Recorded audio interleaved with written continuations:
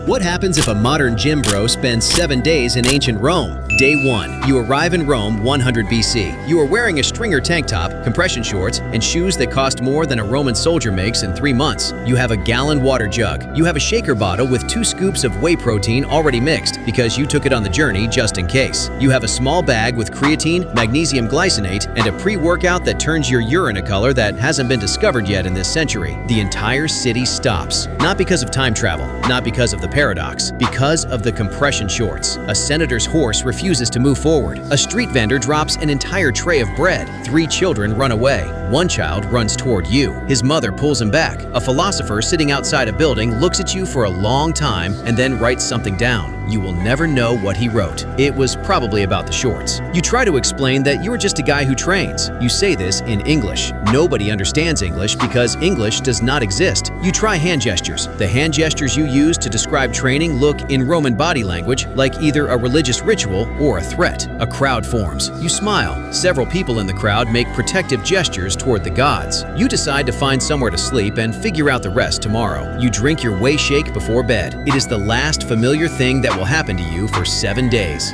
Day 2. You find the palaestra. This is where Romans train their bodies. You walk in ready to work. You are wearing your stringer. You have your lifting belt. You have your wrist wraps. You have chalk. You look like a man who has prepared for this moment his entire life. There is no bench press. There is no squat rack. There are no barbells, no cable machines, no dumbbells with rubber coating, no adjustable benches, no Smith machine, no leg press, no lat pull down, no preacher curl station, no functional trainer, no mirror wall, no motivational quote painted above the entrance, no protein bar vending machine, and no membership desk where a tired person asks for your name and pretends to be excited to see you. There are men wrestling in the dirt. There are men throwing heavy stones. There are men running. There are men hitting each other with wooden sticks in a way that suggests this is training and not a disagreement, but the line seems blurry. There is one man doing something with a large rock that you cannot categorize. He picks it up, carries it across the yard, puts it down, picks it up again, carries it back. No sets, no reps, no timer. Just a man and a rock in an ongoing relationship. You ask where the dumbbells are. You mime holding dumbbells. A wrestler watches your mime performance with the focused attention of someone trying to understand if this is a challenge. He decides it is not a challenge. He hands you a stone. The stone is approximately 40 kilograms. You accept it with the confidence of a man who deadlifts regularly. You immediately drop it on your foot. Not drop like a controlled descent. Drop like a complete structural failure. The stone lands. Your foot reports the situation to your brain. Your brain processes the information. You make a sound. Everyone in the palaestra hears the sound. Nobody laughs. This is somehow worse than if they laughed. They just watch. One man nods slowly as if this confirms something he already believed. You pick up a smaller stone. You carry it across the yard. You carry it back. You do this for 40 minutes. By the end, your grip, your traps, your entire posterior chain are doing things they have never done inside a climate-controlled gym with rubber flooring and a playlist. You are also bleeding slightly from the foot. You consider this acceptable. You attempt a push-up before leaving. You get into position on the ground. You do 25 clean reps. When you stand up, 8 Romans are watching. One elderly man has sat down specifically to observe you. A child throws you a piece of bread. You eat it. It has 0 macros you can calculate. It is the best bread you have ever eaten. Day 3. You meet a Roman soldier named Lucius. Lucius is shorter than you by about 4 centimeters. Lucius has approximately 4% body fat. Lucius has forearms that look like they were designed by someone who wanted to make a point. You try to explain your training split to Lucius. Chest and triceps Monday, back and biceps Tuesday, shoulders Wednesday, arms Thursday, legs on Friday when you feel like it, which is approximately every second Friday. Lucius listens. He nods. He thinks about this. Then he explains his program. Every day, put on 40 kilograms of armor and equipment. March between 25 and 40 kilometers, depending on what the general decides that morning. Build a fortified camp at the destination. If there is an enemy, fight the enemy. March back if necessary. Repeat for years. No deload week. No periodization. No recovery protocol. The recovery protocol is survive.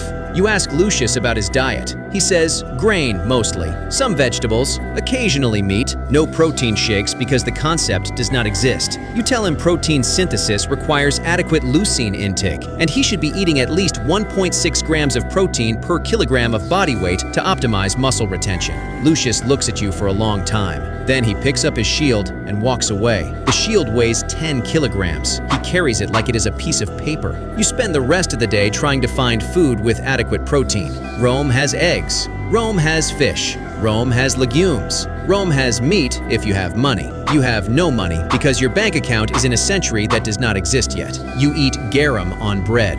Garum is fermented fish sauce that Romans put on everything. It smells like the inside of a decision you regret. You eat 3 pieces of bread with garum. You estimate the protein. The estimate is not good. Your muscles send you a formal complaint. You promise them things will improve. You are not sure this is true.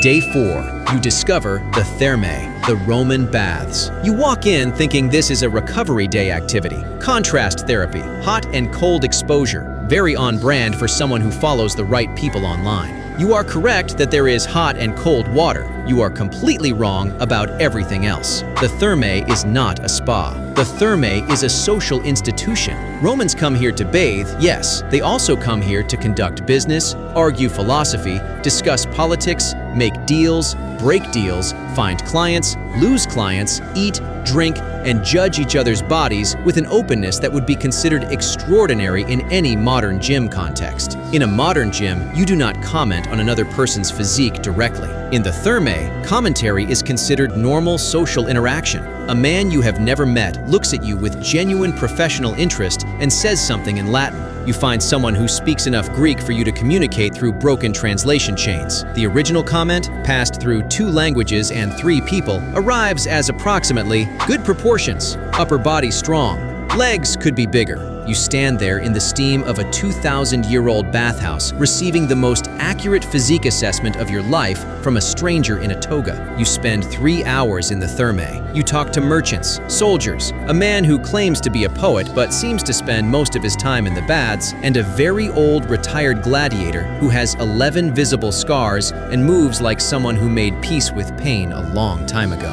The retired gladiator looks at your body. He looks at it the way a mechanic looks at an engine, not admiringly, just technically. He says something. The translation arrives as, "You are built for looking, not for using." You think about this for the rest of the day. You think about it in a way that means it will stay with you for considerably longer than the rest of the day. Day 5. A gladiator trainer named Gnaeus finds you at the palaestra. He watches you train for 15 minutes without saying anything. You are doing the closest thing to a push-up and bodyweight row circuit that this environment allows. He watches your movement quality. He watches how you breathe. He watches how you respond to fatigue. Then, he offers you a contract. You say you are not interested in fighting people. He says he did not ask about your interests. You say you are focused on aesthetics and performance, not combat sports. He says the crowd has opinions about aesthetics and performance also. You say you need some time to think about it. He says, take all the time you need. He stands there. He is still standing there. He is comfortable standing there for as long as necessary. You sign the contract. You are now a gladiator trainee. Training with actual gladiators is the single most humbling physical experience of your life. These men eat mostly barley. Barley. The pre-workout of people who have never heard of pre-workout. They have no creatine, no caffeine, no beta-alanine, no citrulline malate. They have barley, and the knowledge that performing poorly has consequences that go beyond missing a PR, and they are absolutely terrifying to train with. One gladiator named Titus shows you a movement on the first day. It involves your whole body in a sequence you have never seen in any gym, any YouTube tutorial, any coaching program, or any sports science publication. You ask what the movement is called. Titus shrugs. He learned it from the man who trained him. That man learned it from someone else. It has no name. It is just something a body learns when a body needs to survive. You spend an hour trying to replicate it. By the end of the hour, you can do approximately 60% of it. Titus watches. He says nothing. 60% is enough for him to keep watching. This is the most positive feedback you have received all week. Your programming disappears here. There is no chest day. There is no leg day. There is no shoulder day. There is only, what does your body need to do today to be more dangerous tomorrow? You train movements, not muscles. You train positions, not exercises. Your body starts to feel different by day 3 of gladiator training. Not bigger, not smaller, just more connected. Like the parts of it are talking to each other in a way they didn't before. Day 6. You fight in a small exhibition match. Non-lethal, a crowd event, not a death event. Your opponent is Titus. Titus is shorter than you, older than you, and has the scar above his left eyebrow of a man who has been in exactly this situation many times and survived all of them. You have better bicep peak. You have better shoulder capping. You have a more aesthetic physique by every metric used in your century. Titus wins in 38 seconds. He uses a technique that bypasses your entire physical advantage in a way that feels almost educational. You are on the sand looking at the Roman sky before you fully understand what happened. The crowd makes noise. Not cruel noise, appreciative noise. 38 seconds against Titus is, apparently, a respectable duration. Titus offers you his hand. You take it. He pulls you up with one motion. He nods. In Rome, the nod means you showed up, you tried, you got back up. These are the 3 things that matter. Not the result, not the aesthetics, not the bicep peak. You showed up, you tried, you got back up. That evening, the gladiators eat together. Barley, bread, some vegetables, a small amount of meat. They eat like men who are hungry, and not like men who are counting anything. They talk loudly. They laugh about things you don't understand, and a few things you do. One shows a scar like it's a trophy. Another demonstrates a technique slowly so you can watch and learn. Nobody asks your body fat percentage. Nobody asks your bench max. Nobody asks how many followers you have. They ask if you will be back tomorrow. You say yes. This is the only credential that matters here. Day 7. You leave Rome with no new PRs, a shaker bottle that confused 3 civilizations, and compression shorts that inspired at least 1 philosophical text and 1 child's recurring nightmare.